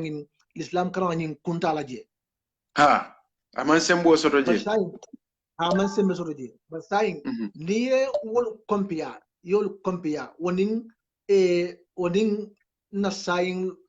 masakuna do kulal katar wol alhamdulillah wal jamaa isatar kominko ye islam wolong adu ye ila soro long ye komin katar kominko ye fendi malo islam kono imaje komin na masakunda do kulalu na masakunda molu ni be dia mola radio bunto anin tele to anin programme blado imaje komin la dia mol kono eka ayol foje arko ayol ke foje eka ram kan control foje eka aya control fo hadis control fo ibu koje yo je ni mel bela ibe e karanke karambuntu wato menna hatabla technology taje wala hatabe ko men dada ite be dum dawati no kon bar janni wo wato kasi bo mi tan saba ibe ka wol moy ni diam la aya kuntu fo wala ye hadis ka ko time karab dina karan ni man sembo soto je yo ngina mu kulloti je wala sabu hatabatu momina 1973 masakunda ya akomin birin 1972 to moment na gita ka Sudan a tira komin ka do ko soto masakunda pour komin ka education komin ka jedda Gambia education Ministry of Education mi ka jedda ka Islam ay silo nyinin pour as dunno nyamen bari isili bundal so nyato fenke atodum keba me ka atodum masakuna do labi me ka fa ko fenke kaba jahumba nolu woni mo jamal melan ko siata wol modi melan ko tumo wota badara atodum badara njale fu badara faylom ba komi wotumo wol be do ko la masakunda wol munyaron ko dige atabi atira pour do ko so masakunda education bari kaba jaku mañolu imang silo bulay bari kaba jaku mba fankita moti mi alon ko hatabu ko ite jogman tan terbulu comme tel kam mol melta pour karambuke pour roke ram karambuko wo molu comme kayto mbete bulu hayta wotile so ni betano la comme jota ya because kam mol melta otumo jota wol bu comme kayti fante wol bulu e kam melta krandirola kayti fante wol bulu comme magis talibe ndulu mi alon comme 80 do fam bi mi alon comme ate karamo fama karamo mabula a fam bulale kana ko si baleta comme ke fongolti comme ke krandilati je comme ke krandilati comme karamo ke krandilati na angale karamunto sai mo me awo mo siva wol otumo na to karamunto e ka xam menna comme usasol otumo ata bu menna tumo menna atra mil bije e kamo kan men nawlam ko min saligi moto e bloku ya keteng ye no surubu o sifa katru sifa lela bari o fan ila so fan ko min ke kila so fan di mari la nyama ya jele bako wat bako min ye ke gedon dan ko dron yoli ke je men kam wolo min ko min pour comme ka alfal nyaaku alfal mel baka son pour yon edon e tuba karam ke nya fu ka fay ko min moro komin ko arab kan la flam janne melan komin ibadun karandila qur'an wala nali sambananya komin otumo masa konda do ko yali yo ke ferot dron komin ka mol dun ka mol sodo dron yo alfal baka son pour dun tuba karanke sila yo fero ke wala so komin arab karan na me yalon komin afam bula akaramu ma bula jama ma fa komin abe mo bara jama e ka wolle sambanan pour danko dron komin ka mol nyaaku komin ka mol nyaaku ko katan komin ko e komin mol be jamil ba dun kan so yem ndan alfal nyaaku walla o mosi fale be salinde hatabi na to momenna hatabi wolle be kolonje ay be sion kolon ya jel anatna sim kutollo bla sim kutollo bari janni hatabbe do ko fansut la atam tasilo men nawdula kumata pour nga jef ba ke seko pour ngalon ko arab karan nal pour nga ke ko ngalon ko nyim banko mbe nyanda nga kafu nyoma nga banko doku alin kan banko to mo kilim ko wole banko doku lalti tuba bolu wolle ko e ko dino ba fayene e politiko e ko banko sambanya ba fayen tuba bolle o bari ente lakila ani asaibe nanol be khulafa rashidina wol kilimu man salati e kili banko mara woto ntelu fongalon ko na banko nyin mbe janda nga denga banko doku hata bo yang wol ketala mashru wote tumo mena bos nan Sudan ako ay kafu pra banko doku baraba doku la fannala même mu atara fannata won dino fanna yo to ko indi very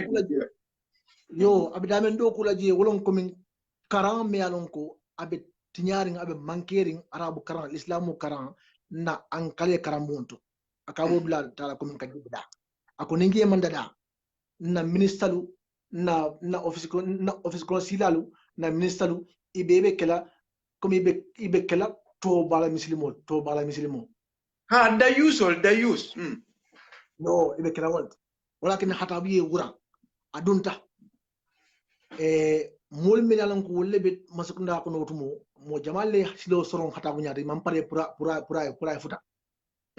mam pare hatabe kato beke kawa jakum bagnol ya amurundi ya bayi manson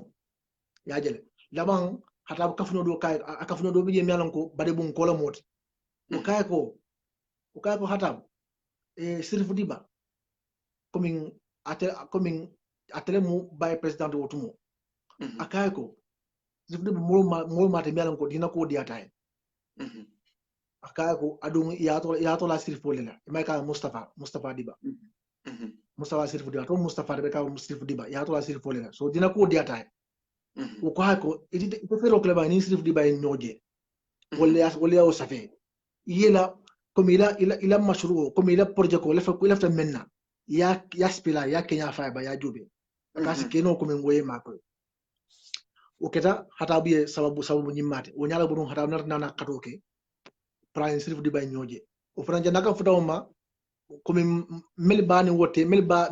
anin atema ya murde jama kala bar lama alhamdulillah kata falaban afdara sirfu diba ma ala sita arabia abe ko ni sirfu diba ma akay ko nanin tubab ko men nanin masukunda karambum islamu karan amantar je ab mankerin je baken adu molbe karanje muslim akay ka dum fanan ni mission school melan ko be banko kante ni mission school ni christian ka comme christian ka karambun mi mello choci bun loje akay ko ngasute ko ika ke silote le pour ka modul ta mandi ani me yere mandi no warbutu mislini akili akay ko bay balle frem ha e karta dino rek ka ha akaye ko adun atolle marsa bankola sama sinin altalla bal ni ka holale ale mol men mara fodum aliye londi nte altalla la ba harab kay ko nafita komin ngali ma ko nga kaf joma udla muso balati alla marlo kono udla fuje soki ni ngeman soki ata benna ani ata diala mu mek kuma kan dum da sirifu di bala bawo ya fa nan ko murmuri melan ko dina ko diata sirifu di bana rafa be ko min aka ko yemen fo ngamoy aka ko foymanta education ba aka en tata jere bar ko min ka bajo ko manul yem ko mi yem murun le maçon je o dula fane hat sirifu di ba ay telephone ta ay education ko mandi ay ka bajo ko manul ko mandi akoye ko ngamera na mol mil ka kandro ke na karambonto ko me ka mol krandi islam wala je ngaje ko min ko mancho be kerin jele ka waja ko baka ko ha aka ko yo ngamo soto mi alon ko min mbakila nan o moni nanata o mancho nyin abeje sukilal so kabaje kuma be sirin doron sinya kelen ay hatabu hanna ka hana kana hatabu na tumo menna e wulta ko wa bunya la bawo sa bota nan santola sai ha gajele otumo ye ima kumani ma komi kafu usa yala komi gambia nyanda fi ngam fo nyinna usa sol tunana mulke ke do yato jibe bagel nan ke ngol faso la ko kumata donc diwnu al kana usa sol do yato jube so iya wala ke hatabu me yalon ko min arabul kanyo fufu wala atalu kawo ke wala bar sirifu diba jazahullah khairan alama ala baraji atale silo yene hatabu alta kola fatab dumta education ko to momen hatabu minatu momen na mo ni wulta iko comme ke fam muinda fe ke fam jilande usasi kai vi usasi na yo nana hatabu ko fali yalon hatabu moti mi yalon ko mi abuka sila adum mo mata mi yalon ko min saraha insanu sarih akoy ko fali ya mera ko nyim banko mu adam bane tatiba fali ya mera ko nyim banko do ko fanan abe lorin ati dambande kan atel ko la mo banko yin do ko yala butu hatabu tawo nyala ya fatandi ya butum yala ko be tobato butum yala bodi ko form pola ban ye mansibo form yalan ko mansibo yalan ko lamu ko min al mushrif ala ta'lim al islami fi gambia mufattish hata buke modi yalan ka tele marata gambia arabu ko min gambia la ko min tubabu karamun arabu karan dilal mil bije usaso hata buke be nyaton ko ya marandi bela amunta ko mi o kumasta wo sane la menkata 1973 o sane hata biyo place o photo alta kola memo saboti wala musrifu dibati rahimahullah oto ko min hada maduna kata ko sabunya ka yajen kadam bambandi seko wala min diko modol bije woli hatabu komin dol bije modol bije won natna hatabu kele to kum fana to momen na rim place to ya kele nin sirifu di bala karola to momen na sirifu di bala jawara kuyata so jawara abay komin vice president yala o ko sirifu di bala fanarna afansum party of form say modol bije komin hatabu sirifu di bala bunya a horma nyin kamala sirifu di bala kete sababu fay nim bunda soto komin ka do wona rake mo jama fana nakkanoti anen ka dino fam yo bari modol bi je wol yo ke silode komin ka hatabu tumi ko afana mu ko amu NCP lete o NCP party o men silifu di baya lo say hatabu kellalu say yole ila den kellate kunu ya kele yupila eko ala ekala karake o molo wol femba bi yupile o sabla kana o karandi gungu keda gunjuru o karamu ya soron o sabla kunu bi ya kele ya commence ka kele ko amu NCP lati ñin kamala komin anin siriku diba baadiya mbetema anin lafo mbetema woto nin ko mbo nyama ñine keta fewonte miyalon komin hatabu ay do ko solo tenne ay même folo ko wolon komin ka tiray karambu be Gambia kono anglais karambu ka ustasu kiya beto kilin o ustasu fembalu ko magistale bole siata ba wotumo arab komin arab school men gita man siya wotumo o femba keta magistale bolete woto magistale bole wolle folo e munafang hatabla ni katakola jannin arab talbul ke munafal ya jele so magistale bolle floye munafang jannin arab talbol ke munafang hatabu ye ite akuma sistelle la ya jele o kola aye arab talbe kilon dundi kono melmu ata fan taliboti anin usas to mal talibol awol kilon dundi kono karo bela ay yendandi ke ki Gambia dula betu karamun betu karamun mi alon ko wolle mo nyin Cristiano la karamunti itelu ko hatabu MC Cham me alon ko wole tarta ministre yala wotumo o keta modi me alon ko be ay hatabu pasa bake o hatabu nyin wala o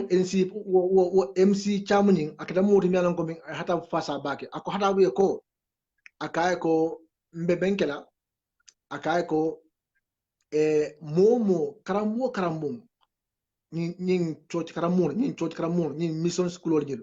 karambu ko ate ustaso mutala akay ko yabe to safe yakina hatabu na ustaso ki karamundo ni ustaso baynan ata MC Chamia MC Cham hani biya waluring ngani ko momen foten momo lafta ko ngako monin tonya malo ta sukuda MC Chambije sabi sukuta MC Chambije ake bata bake bara baluru na abe kalama taje ita yeninka abe femfole e fan e mamme moyentela MC Cham akabula la moto kono ministre mume ani hatabu akatabe ngata ita ni mission school to hatabu ya sawo foye min diata foye ko albe sonnale ko min islamu e karan ayin karan bunto bawo alkamil karan dige muslim molum adam muslim diolom sego nimbe man son wala ite mari ning ay man son wala ni lafta ila karam isa wudu ya samba dula ko de bal malama karam ni be ganda ko jande adum alkamil karandi kemo kono 95 o nyim abe muslim moldi wala ko men sa van 97 be muslim moldi alte kandla ila dinola be kala nyaadile hatabi forcer lawo ko nyinto MC Cham ya fasa ako nyinkan kende fan ay sembolaje laban ye karamun korinde karamun melka balam ka usasol muta e korita laban karamun yi sonta ye islamo ke sonta kaben ka usasol muta o nyala butun sayin karamun beyo usaso soto aketa masakunda karamun ti bang wala keta mission school ti bang comme christian la catholique la karamun ti bang ibeye fango soto comme ibeye mfamon la muslima society kon seko sayin ngamira lafta comme pour sa to daje 5 daqaiq yebe taliq ninkela pour ngalo jang ibadira next week nin nata seko be taliqo kala nyin blala comme ngaji ala kumoto no nga programme o kena foko atata no mold mi yalon ko English school mi am ko talbe no dol bay sungri no lem ila pare kaje ko ye hijabo min ke taw boni nate lafta ye exam malon fe kam moy so sego ko bira tata je a futata je ay minultra office o nyin ko na nyin ka ko do to Omar ngamra Abubakar Muhammad komi badungol fo misin moy so ko ay nyin ka il ya jabi mine ka ko o manken do la agendati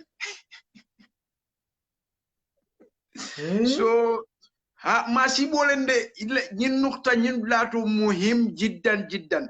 kaje ko gam ika wole fo yalon comme ngafo maghrib la ila wazir talim birata ta Morocco la school do ribat afuta de na arab kan fo dini wali ka français kan fa sita kumbo de anyini ngay kay munem akoy ko retal istimar yabqa ako a natanu istimar o etuje ke fa katu minna ta wala jawyata o te kay munem mo ko istimar yani kanke faloti pour nge batu so wo mu karisalti wo ni sifal kam ma sibol le samanan e mustama kono ya de yahud musulno do nyim fo bonus aylas ka de ko musulman society wo society te lafta ka wol mara abe kono fo ye alla kan karay ka fo ila society kono ibadile be bal kanula ay be lala la iballa tasarruf nyaake la biring alla pare nyaaning alla kudol nin kudol comme bi be nyim topic ko fon fo ka ma sibo be na bango kan e kam moja english kan fo fon na ma fo ko moli ya ngay be fo ka social media e kam na ni wo wuluta bringen hamle London wala malo mba fla nyaari comme ni wo wuluta Angleterre temal so wonyanta kawo angale kan le fo so be brama wo fo kudro wo mu ngay be balti ate society kono ndu nenema angale fonje min ka proud maninga kam fo kuma be mu takhallufol di do jahili ala mu tol kama wo mu takaddumol so masibole mo sa nyin khams dakay min tuta je mbe wodi de pruise talik ninke mbadingol fanan konton inshallah comme nga fo nyami lokun nala seko lo tay nokta mindo imam abdullah fati binare jannim be seko fon be fena pour kanyin lato te ka je fenge seko be je sen kan o kulam be lafla seko fon be talikho klaje ani inshallah haj sar inshallah kara nokta min fo muhim jiddan abetata pour seko ina talikho ke se suleiman fe nyin lato la bake wallahi hata hana nyin damma fon nato ala jihadu fon danta nyin damma fon wallahi aseka barajo ti la ayari sallallahu arda wa man alayha kaje ko nyin ke ba min ke wodamma nyin ko damma min ay na society kanandi